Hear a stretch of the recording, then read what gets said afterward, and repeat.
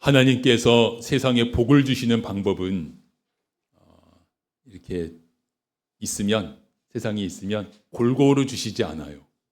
골고루 주시지 않고 대개 한 자리에 한 곳에 쏟아부어 주십니다.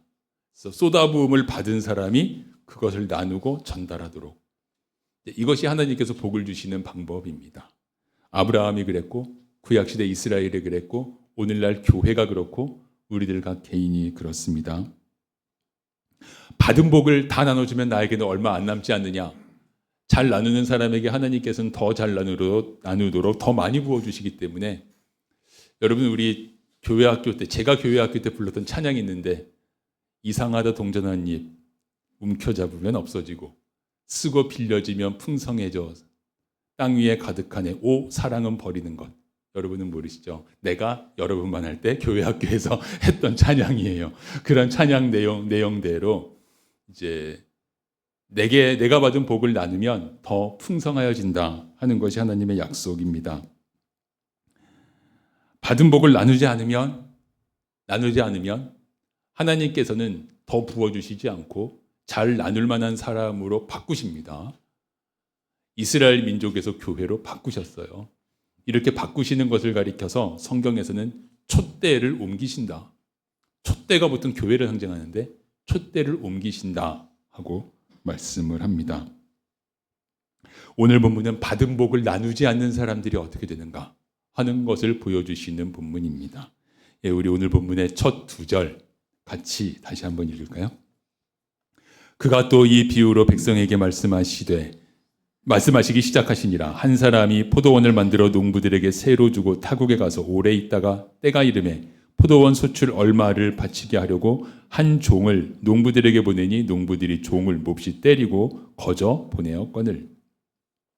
성경에서 이스라엘 민족을 포도원으로 비유하는 경우가 많습니다. 여기에서 포도원은 이스라엘이고요. 한 사람은 하나님이시고 농부들은 이스라엘 지도자들도 되겠지만 이 포도원을 맡은 이스라엘 백성 전체도 되겠습니다. 포도원 소출 얼마를 바치게 하려고 하신다. 이게 뭘까요? 그러니까 하나님께서 이스라엘 백성에게 복을 주셨는데 그 복을 주시면서 사명을 주셨어요. 사명은 무엇이냐 하면 그 복을 나누고 전달하는 사명이에요. 포도원 소출 얼마를 바치게 한다라고 하셨는데 이것은 저는 이렇게 봤습니다. 그 사명을 잘 하고 있나 확인하려고 종을 보내신 거예요. 하나님께 바친다는 건 일단 이렇게 나누는 것을 의미하기도 하기 때문에 자, 이스라엘이 받은 사명 어떻게 하면 그 복을 나눌까? 그 복을 나누는 중요한 방법은 이거죠. 사람들이 이스라엘을 보면 세상에 이런 나라가 있나? 우와, 이 나라 사람들은 어떻게 이렇게 살지? 나도 배우고 싶다. 이렇게 배우고 싶어 하게 되어서 그들이 믿는 하나님을 나도 배우자. 이렇게 이스라엘에게 찾아오도록 하시는 것. 이것이 이제 이스라엘을 통해서 복을 전달하시는 중요한 방법입니다. 이스라엘 역사를 보면 이스라엘은 그런 나라 이루지 못했죠. 그들은 받은 복을 저버렸다 볼 수 있습니다. 자, 여기에서 조금 더 구체적으로 이스라엘이 받은 복이란 뭘까요? 구약시대 여러분 만약에 여기가 지금 성경 공부로 생각을 하고 이스라엘이 받은 복을 한번 표현해 보세요. 이렇게 말한다면 이스라엘은 무슨 복을 받았어요? 땅이 비옥하냐? 한반도에 비하면 이스라엘 땅은 별로 비옥한 거 아니에요. 유전자가 좋으냐? 좋다고 대답하실지 모르지만 특별히 그들만 유전자가 좋다고는 생각하지 않습니다. 그들이 받은 복은 하나님을 주인으로 섬길 수 있는 삶입니다.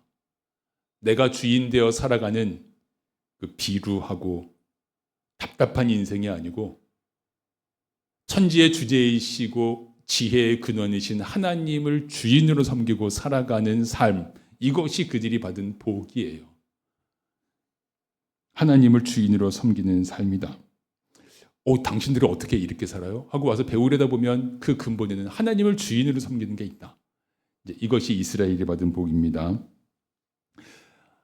그것이 구약 성경의 계명들로 나타나 있죠. 계명들로.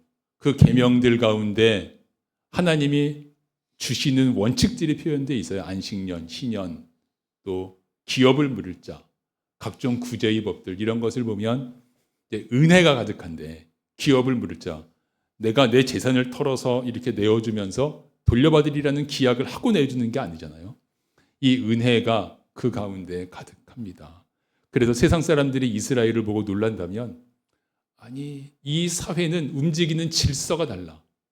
움직이는 원칙이 달라. 우리들은 그냥 주면 받고 때로는 주지도 않고 가져가려고 그러고 이러고 사는데 여기는 받지도 않고 주는데 한두 사람이 그러는 게 아니라 모든 사람이 그래. 이 나라는 도대체 뭐냐 이것이.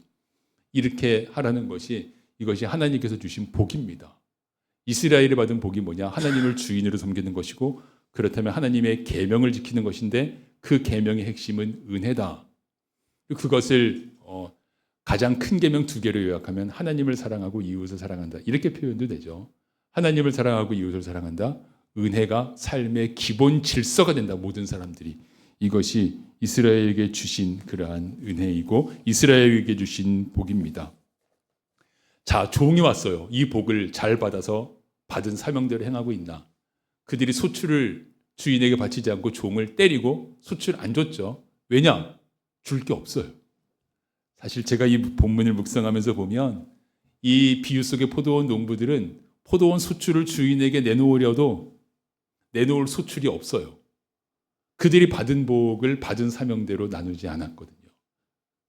그러니까 사실 최소한이라면 종이 왔을 때 이렇게 하는 게 최소한이었겠어요. 사실은 우리가 그동안 좀 게으르고 좀 잘못해가지고 바칠 소출이 없다.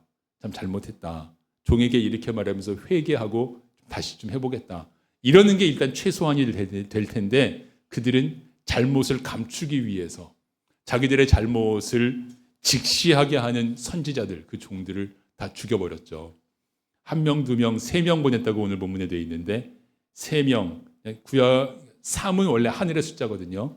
중요한 숫자 중에 하나인데 하나님께서 보내신 많은 선지자들을 이제 종합적으로 대표하는 그러한 3명입니다.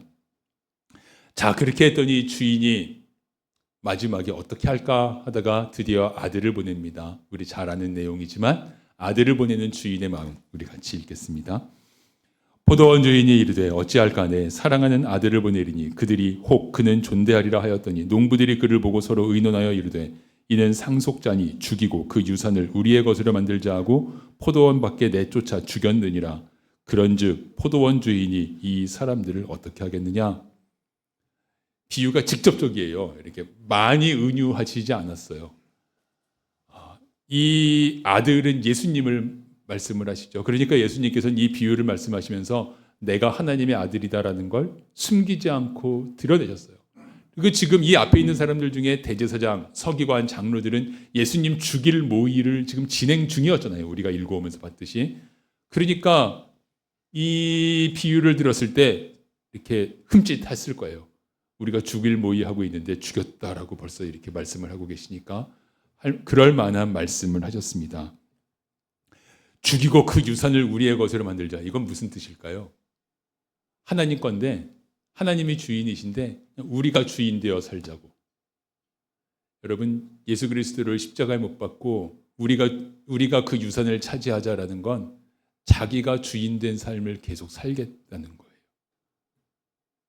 유산을 차지하자? 내가 주인이지. 왜 하나님이 주인이야? 내가 주인이지. 하고 있는 그러한 모습입니다. 이 말씀을 듣는 서기관들과 바리새인들이 이 말씀이 자기들에게 주시는 말씀인 줄을 바로 알아들었습니다.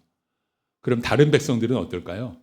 지도자들 말고 다른 백성들은 사실 그들에게도 주시는 말씀이에요. 왜냐하면 지금이 이게 무슨 요일이라 그랬죠? 고난 주간에 이 말씀 주시는 날이 화요일인데 수, 목, 금, 사흘 뒤가 되면 그들 전부 다 이 말씀 듣고 감동받고 있는 사람들 전부 다 소리칠 거예요.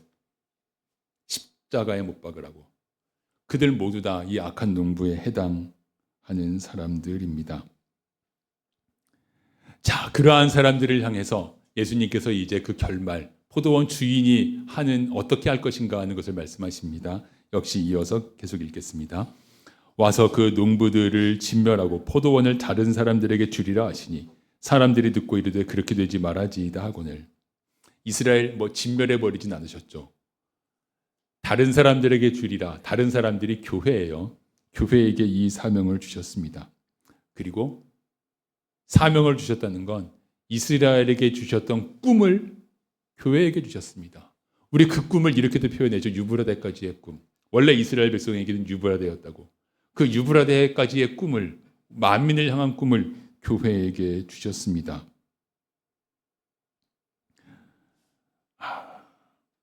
이스라엘 백성,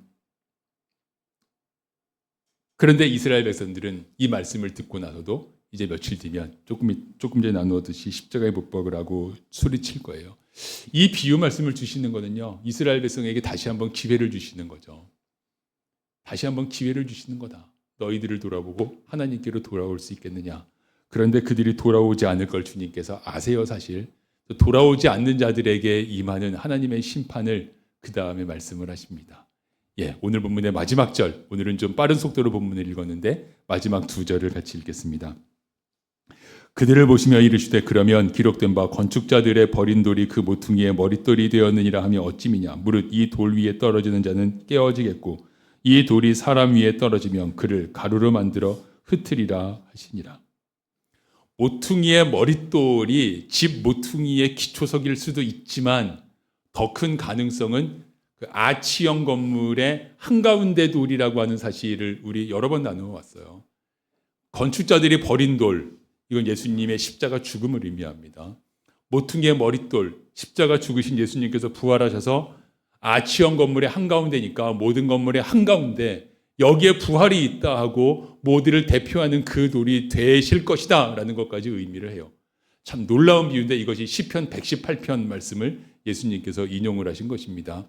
그런데 그 다음, 오늘 주목하고자 하는 건 이제 그 다음인데 이 돌 위에 떨어지는 자가 깨진다고 하셨어요. 이 말씀은 이사야서 말씀을 인용하신 것인데요. 예수님께서 인용하신 이사야서 말씀을 우리 같이 보겠습니다. 이 말씀이 나온 구약의 말씀, 이사야서 8장 말씀을 같이 읽을게요. 잠깐만요. 네, 같이 읽겠습니다. 그가 성소가 되시리라. 그러나 이스라엘의 두 집에는 걸림돌과 걸려 넘어지는 반석이 되실 것이며 예루살렘 주민에게는 함정과 올무가 되시리니 많은 사람들이 그로 말미암아 걸려 넘어질 것이며 부러질 것이며 덫에 걸려 잡힐 것이니라. 무슨 말씀일까요? 여기 이스라엘의 두 집은 북이스라엘과 남유다를 일단 의미하죠. 아직 이사야 때니까. 그가 성소가 되시리라. 하나님께 예배드리는 집, 하나님을 주인으로 섬기는 사람들의 공동체를 의미합니다. 그런데 이스라엘의 두 집에는 걸림돌과 걸려 넘어지는 반석이 된다. 왜 걸려 넘어질까요? 그 집은 하나님을 주인으로 섬기는 집이에요. 하나님을 주인으로 섬기기 때문에 받은 복을 나누고 만민을 향한 꿈을 꾸는 게 당연한 목적이 되는 집이에요. 걸려 넘어진다는 건 자기가 주인 되었기 때문에 하나님이 주인이심을 강조하니까 내가 주인 되었는데 왜 그래? 그러면서 걸려 넘어지는 것이고, 만민을 향한 꿈을 말씀하시는데 나는 내 복은 내가 다 가져야 되겠어? 이러니까 걸려 넘어지는 것입니다. 그러니까 여기 그가 성소가 되시는데 걸림돌이 되고 걸려 넘어져서 다 부서지고 넘어질 것이다. 이렇게 하신 말씀은 자기가 주인 되고 복을 나누지 않고 자기가 움켜쥐려고 할 것이다. 그러다가 넘어지는 것이다. 라고 하는 말씀을 가리킵니다. 여러분, 오늘날의 이스라엘을 잠깐 생각해 봤어요. 오늘날의 이스라엘에 대해서요, 우리 성도님들 가운데 가끔 그렇게 생각하시는 분들이 계세요. 이스라엘은 지금도 하나님의 택함받은 민족이라고. 왜냐하면 노벨상 그렇게 수상자가 많이 나오고 또 세계 금융계에는 이스라엘이 다 휘어잡고 있는 거 우리 다 알잖아요. 이스라엘 민족이 금융계를 다 잡고 있는 거. 하나님의 택함받은 민족이니까 그렇게 능력이 있고 저렇게 탁월하지. 어떻게 생각하세요? 분명하게 나누는데 아닙니다. 이스라엘은 하나님께로 돌아와야 할 백성이지 지금 하나님의 복을 받고 있는 민족이 아니에요. 세상 게 뭔데. 그런 걸 가지고 하나님의 복이라고 생각한다면 우리들의 눈이 세상 것으로 물들어 있는 거예요. 이것만 생각해 보죠. 사람들이 오늘날의 이스라엘 나라를 보면서 이렇게 생각합니까? 세상 사람들이 우와, 저 나라는 진짜 복되고 아름답다. 우리도 저 나라처럼 되고 싶어. 물론 막 강해지고 막 힘세지고 이러고 싶은지는 모르겠지만 정말 배우고 싶어. 저 아름다운 모습을. 이스라엘이 이런 나라냐? 아니면 이스라엘은 그런 나라가 되기를 스스로 지향하고 있냐? 그렇게 지향하고 있지 않고 그런 나라 아니에요. 그러니까 지금 현재 이스라엘은 하나님께서 주신 이 복을 온 세상에 나누는 그 사명을, 말씀대로 살아가는 민족이 되어서 이 복을 온 세상에 나누는 이 복을 저버린 상태인 거지, 뭐 노벨상 좀 많이 받고 이런다고 복을 받고 있는 상태가 아닌 거예요. 우리들이 믿음 안에서 세상의 현실을 분명하게 판단을 할 수 있어야 되겠습니다. 예수 그리스도는 여전히 그들에게 걸림돌이고 올무입니다. 그들은 자기들이 주인 되고 세상 거 다 자기들이 가지겠다고 하는데 예수 그리스도는 주인이 누구인가를 다시 보라고 하시니까요. 자, 이렇게 보면서 이제 누가복음 다시 돌아오는데, 누가복음 20장 오늘 본문 읽은 18절 바로 다음을 보면 바리새인들과 서기관들은 이 말씀이 자기들을 향한 말씀인 줄 알았어요. 일반 백성들은 아까 잠깐 나눈 것처럼 자기들을 향한 말씀이라고는 생각 안 했을 거예요. 자기들은 예수님 이렇게 좋아하는데. 하지만 그들은 곧 예수님을 십자가에 못 박는데 동의할 것이고 그들 역시 이 악한 농부들에 속한다 하는 걸 보게 됩니다. 복음 전파 과정을 생각해 보세요. 사도행전 보면 유대인들의 회당에서 소수의 회심자는 있었지만 회당들이 얼마나 복음 전파를 회방하고 핍박했는지. 바울의 1차 전도 여행 때 뭐 루스드라, 이고니온 이런 그 터키 한가운데 지역을 다닐 때를 보면 자기네 도시를 떠나갔는데 옆 도시까지 막 쫓아가 가지고 돌 던지고 죽을 때까지 던지고 막 이러는 모습 볼 수 있거든요. 유대인의 회당, 유대인들은 예수님을 계속 핍박하는 이러한 자리에 있게 되어서 그들에게 예수님은 계속 걸림돌이 되었습니다. 그렇다면 우리는 어떠냐? 여러분 말씀을 받을 때요, 사실 제일 힘든 부분은, 저 개인적으로 제일 힘든 부분은 여기서부터입니다. 오늘 본문 비유 별로 어렵지 않잖아요. 어렵지 않고 바로 직접적이에요. 그런데 나에게는 이 말씀은 무슨 의미냐? 쉽게 읽는 방법은 이렇습니다. 나는 예수님 죽이지 않았으니까 나하고는 상관없고 그냥 그들에게 주신 말씀이겠거니. 이렇게 지나가면은 사실은 좀 과하게, 조금 과장하면 성경 읽느라고 괜히 시간 낭비하는 거예요. 나에게 주시는 말씀도 못 받는데 나에게는 이것이 무슨 의미인가? 나에게 주시는 말씀을 받아야죠. 우리에게는 이 말씀이 무슨 의미인가? 나에게 주시는 말씀을 받으려고 하면 이 말씀이 포도원 농부의 비유가 이스라엘이 자기들이 받은 복을 나누지 않고 그냥 저버렸다는 것이었잖아요. 그러면 이것부터 봐야죠. 이스라엘이 받은 복, 그 복을 나도 받았는데, 그 사명, 나도 그 사명을 받았는데 나는 그 모습에 합당하고 있는가? 여기부터 출발을 해야죠. 그 출발점을 잡기 위해서 이스라엘이 받은 사명을 아주 명확하게 말씀하고 있는 이사야서의 또 한 구절을 보려고 합니다. 찬양 가사로도 되었기 때문에 여러분들 거의 찬양 다 외울 만큼 잘 아시는 구절입니다. 예, 같이 읽겠습니다. 많은 백성이 가며 이르기를 오라 우리가 여호와의 산에 오르며 야곱의 하나님의 전에 이르자. 그가 그의 길을 우리에게 가르치실 것이라. 우리가 그 길로 행하리라 하리니 이는 율법이 시온에서부터 나올 것이요 여호와의 말씀이 예루살렘에서부터 나올 것임이니라. 이 찬송이 아마 머릿속에서 막 울리는 분들도 계실 거예요. 세상 만민이 이스라엘을 보면 우와, 저렇게 복되게 살아가는 나라가 있어. 저 나라에 가면, 저 나라 백성이면 얼마나 좋을까. 나도 가서 그 비결을 배우고 싶어. 그래서 이스라엘로 몰려올 것이다 라고 하는 말씀입니다. 이런 의미 예수님께서도 말씀하셨어요. 너희는 세상의 소금이다. 그런데 소금이 그 맛을 잃으면 땅에 버려 밟힐 것이다 말씀하셨고, 너희는 세상의 빛이다 말씀하셨고, 너희는 산 위의 동네다. 산 위의 동네라서 세상에 숨겨지지 않고 다 드러날 거야 라고 말씀을 하셨어요. 그러니까 교회에게도 동일한 사명을 주셨는데 만민이 교회를 보고 저기에 진짜 삶이 있구나. 저기에야말로 진짜 삶이 있구나. 내가 가서 배워야지 하고 다가온다는 것입니다. 우리는 이것이 하나님께 드릴 소출이에요. 우리는 그 소출을 내고 있는가? 여러분, 전도하고 초청도 해야죠. 사실 오늘날에는 전도하고 초청하는 일도 우리가 거의 안 하지만, 전도하고 초청을 했다고 치고 전도하고 초청해서 교회를 왔는데 교회에 와봤더니 이런 복된 삶이 없어. 여기에. 그래도 그 사람은 교회에 계속 다닐 수는 있어요. 그러면 그 사람에게 교회는 뭐가 되냐 하면 그냥 또 하나의 단체에 내가 멤버로 가입을 했어요.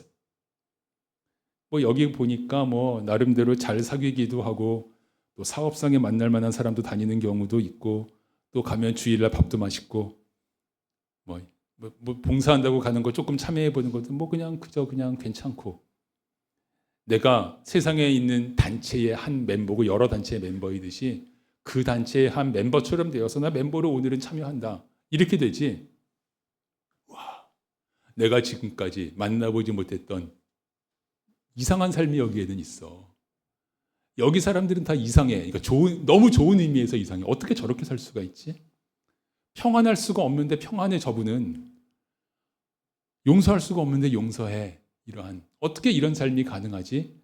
이런 모습을 교회는 이루고 있는가? 그래서 만민이 교회를 보고 배우고 싶어하는 그런 모습을 이루고 있는가? 이것을 돌아봅니다. 우리는 소출을 내고 있는가? 세상에서 볼 수 없는 성품, 세상에서 볼 수 없었던 은혜의 질서. 우리 각자가 살아가는 삶의 모습도 세상 사람들과는 다른 모습. 이게 당연한데 우리 교회가 만약에 그 모습을 가지고 있지 않다면 내가 그 모습을 가지고 있지 않고 그저 뭐 세상 사람들과 비슷해요 라고 얘기한다면 우리들은 소출을 내고 있지 않은 거잖아요. 그러면 우리들은 악한 농부, 오늘 본문의 악한 농부와 별로 다를 게 없잖아요. 그러면 그 다음 묵상을 하면서 저는 좀 많이 섬찟했는데 그렇다면 우리는 지금도 매주 매일 예수 그리스도를 이곳에서 못 받고 있는 거예요. 우리가 예수 그리스도께서 지금도 하나님의 사명을 저버린 우리들에게 못 박히고 계시다. 매주마다 그럴 수도 있다 하는 사실을 돌아보게끔 됩니다. 십자가를 지신 순종의 그리스도, 그런데 순종하지 않고 자기가 주인 되겠다고 하는 자리에서 그리스도는 걸림이고 올무다. 우리도 그럴 수 있단 말이에요. 무거우시죠? 우리도 정말 그런 것 같아요. 근데 은혜의 말씀을 받으려면 정면으로 받아야죠. 이스라엘 백성을 이 포도원으로 비유하면서 악한 농부들, 그들이 소출을 안 드린 게 뭐냐? 하나님께서 주신 그 사명대로의 공동체를 형성하지 않았다, 그런 나라를. 그렇다면 그 사명을 우리들에게 이어서 주셨는데 우리들의 모습은 뭐냐? 우리들이 그것을 이루지 않고 있다면 이제 거기가 우리들의 출발점이 되어야죠. 교회가 만약에 그럴 경우에 하나님께서 그런 교회를 향해서 주시는 말씀이 성경에 있습니다. 요한계시록에 있는 말씀입니다. 같이 읽을까요? 그러므로 어디서 떨어졌는지를 생각하고 회개하여 처음 행위를 가지라. 만일 그러하지 아니하고 회개하지 아니하면 내가 네게 가서 내 촛대를 그 자리에서 옮기리라. 아까 촛대를 옮긴다고 성경에서 말씀한다 하고 나눈 내용은 이제 이 구절에 근거한 내용입니다. 에베소 교회에게 주신 말씀이고요. 에베소 교회 겉에서 보기에 얼마나 좋은 교회였는데요. 대단하게 정말 기가 막히게 좋은 모범적인 교회였습니다. 하지만 이 말씀 바로 앞에 무슨 말씀이 있냐면 처음 사랑을 버렸다라고 말씀되어 있어요. 처음 사랑이 뭘까요? 나 예수님 생각만 하면 막 가슴이 뜨겁고 눈물이 나요. 이게 처음 사랑일까요? 아닙니다. 그거는 한 현상이긴 해요. 처음 사랑의 한 현상이긴 하지만 예수님 생각하면 막 뜨거워지고 눈물이 나. 그게 처음 사랑 아닙니다. 처음 사랑이란 뭐냐? 예수님께 와보니까 세상에 없던 은혜로 살아가는 삶이 있고 나에게 빛이 되라고 하시고 소금이 되라고 하시고 예수님께 와보니까 내가 만민의 꿈을 꾸게 되었네. 내가 무슨 만민을 꿈을 꿔. 그런데 예수님께 와서 보니까 내가 만민을 꿈을 꾸게 되고 기도하게 되고 내 작은 삶이지만 이 가운데 꿈을 꾸게 되었네. 주님의 계명대로. 이게 처음 사랑이죠. 이게 처음 사랑이지 눈물 주르륵이 처음 사랑이 아닙니다. 이스라엘 백성 가나안 땅에 처음 들어갈 때 그들의 마음이 얼마나 충만했는데요. 그게 진짜 몇십 년도 못 갔어요. 그러니까 이스라엘 백성들도 처음 사랑을 버렸다라고 말할 수 있는 거예요. 그러니까 이스라엘 백성들이 처음 사랑을 버렸으니까 촛대를 옮기시는 것이고 교회가 만약에 그 처음 사랑을 버린다면 하나님께서 촛대를 옮기실 것이다.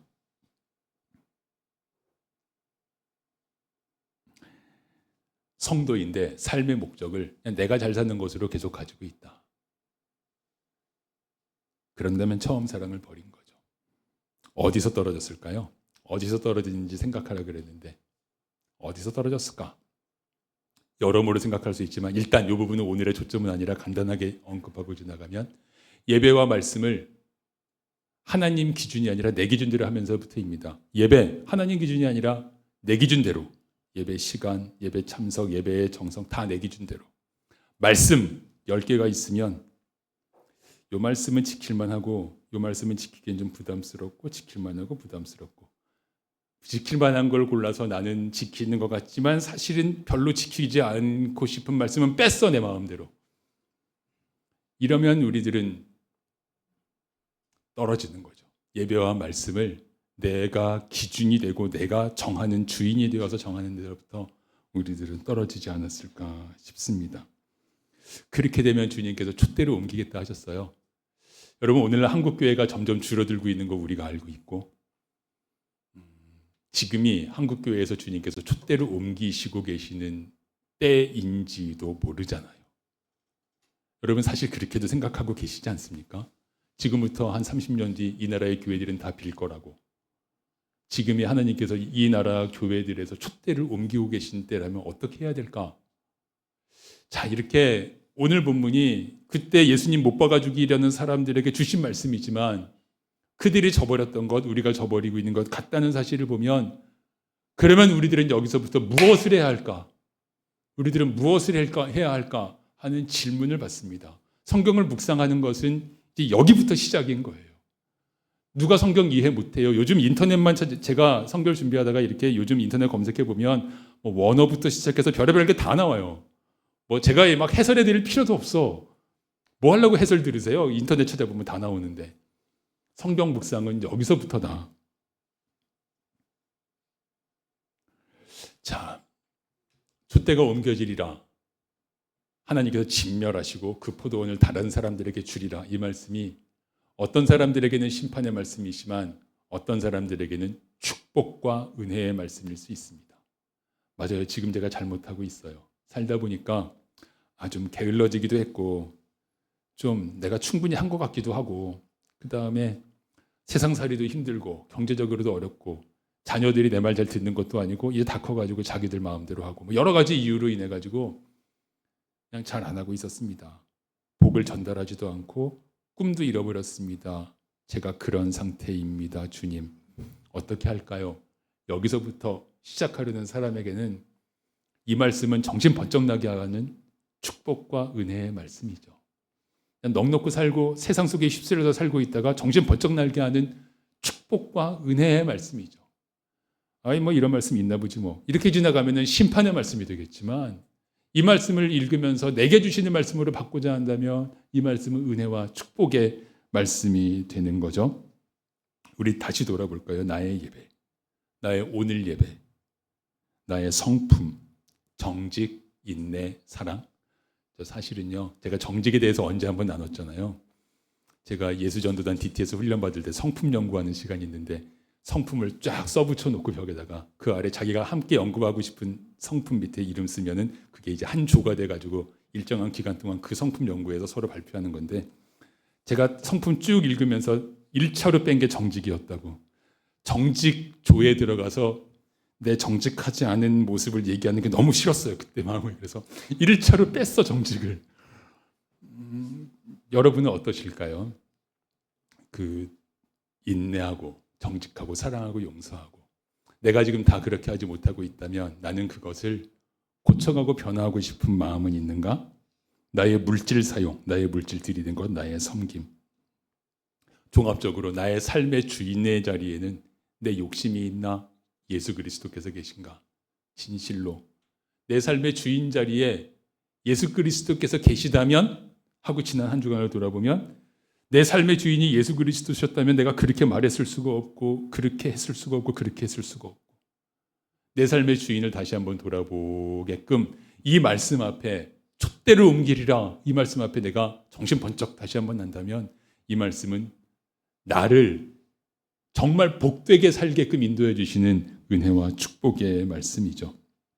하지만 막막해요. 여기까지 묵상하면서 제가 목사라 그래도 여러분보다 하나님께 막 더 가깝고 그런 사람 아니기 때문에 마음 무거워요. 어떻게 뭐부터 해야 되지?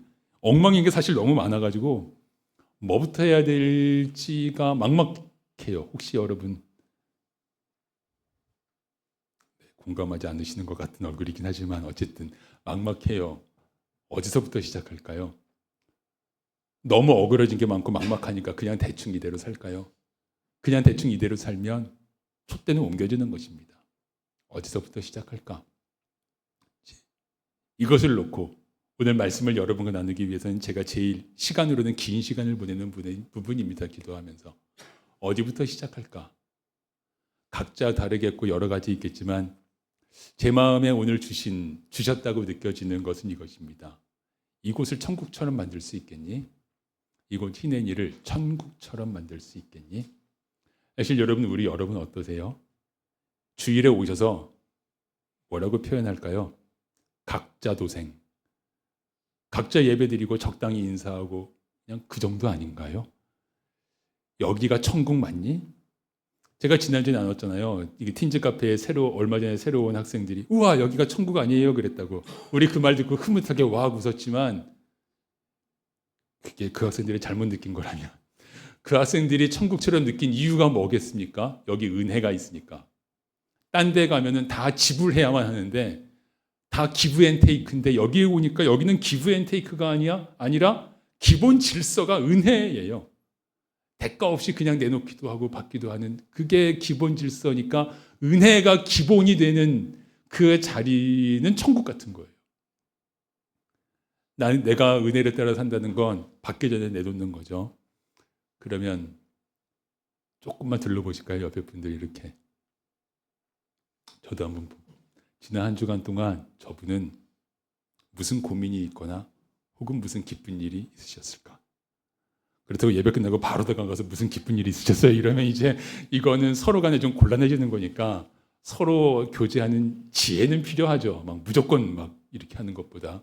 하지만 그런 지혜를 포함해서 우리가 이곳이 천국이 된다는 것은 저분의 아픔이 있다면 뭔가 아파 보여 마음이. 내가 함께하고 싶고 막 다가서지는 못하겠지만 오늘 다가서지 못한다면 기도하고 한 주간 동안 기도하고 그런 기도하는 마음으로 다음 주에 만나면은 성령께서 뭔가 할 수 있는 말을 주실 거예요. 이렇게 하여가면서 이곳이 천국처럼 은혜가 있는 자리로 정말 그곳에 가면 천국 같아. 이렇게 만들어 가는 것부터 시작할 수 있지 않겠니? 라는 그런 질문을 그리고 그런 인도를 주님께 받습니다. 서로를 위해 기도하고 나누고 서로가 서로에게 본이 되고 서로 돕고 그리고 함께 모여서 사역을 하면 함께 모여서 사역하는 자리에 은혜가 있고 그 자리에 참여하는 이들이 은혜를 받고 이러는 곳으로 먼저 이 공동체를 이루어가다 보면 이 공동체 안에서 우리들 서로가 그런 영향을 받고 또 변화해 가겠죠. 이렇게 묵상하면서 오늘 말씀의 결론으로 우리가 누구인가를 확인해 봤습니다. 우리는 누구냐? 그리스도인이란 어떤 사람입니까? 이렇게 묻는다면 여러 각도에서 대답할 수 있겠지만 오늘 본문을 통해서 내가 대답하는 나는 누구냐라는 질문에 대한 답. 주님께 나는 엄청난 복을 받았고요. 주님께 받은 복을 나누고 전달하는 사람들입니다. 우리는. 이게 우리들에 대한 정의 맞느냐? 주님께 받은 복을 나누고 전달하는 사람들입니다. 그리고 그 나누고 전달하는 것을 여기부터 시작하겠습니다. 히네니를 천국 같은 곳으로 만드는 것부터. 내가 하는 한마디 말과 내가 하는 하나의 섬김이 그런 자리를 만들어갈 것입니다. 이곳에 누가 오면 세상에 없는 위로를 받고 위로받는 것에서 끝나지 않고 변화하여서 그가 또 위로자가 되고 정말 천국 같은 그런 모습을 우리 안에 이룰 수 있을까? 우리가 그렇게 이루어갈 수 있다면 저는 그렇게 제 눈엔 보이거든요. 우리 교회가 비록 규모가 크지 않지만 하나님께서 부어주신 것들이 많은 교회예요. 여러분들 동의하십니까? 부어주신 것, 하나님께 받은 것이 많은 교회입니다. 이것을 어떻게 전달하고 어떻게 나눌까? 이곳을 천국 같은 곳으로 만드는 것부터. 그러면 나는 오늘 뭘 하지? 이것부터. 우리 모두가 때로는 세상에 없는 위로를 받고 또 모두가 각자 세상에 없는 위로자로 변화해 가기를 소망합니다. 천국 백성된 희내니 성도님들을 축복합니다. 기도하겠습니다.